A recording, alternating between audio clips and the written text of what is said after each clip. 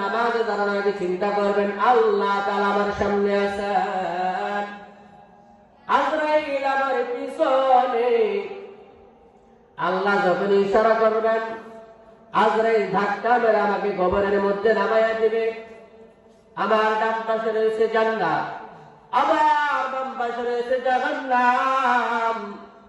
আমি দাঁড়ায় আছি পুলসিরাতের পুলের উপর, পুলসিরাতের পুলের উপর।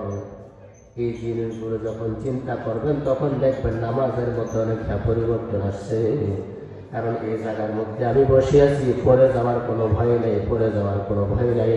কিন্তু একটা সাক্কু চিনেননি, হাক্কা, এই সাক্কু যদি আমি পারবো, একটা বাস, শুধু একটা বাস, স্বাভাবিকভাবে হাঁটবো নাকি সতর্কতার সাথে হাঁটবো।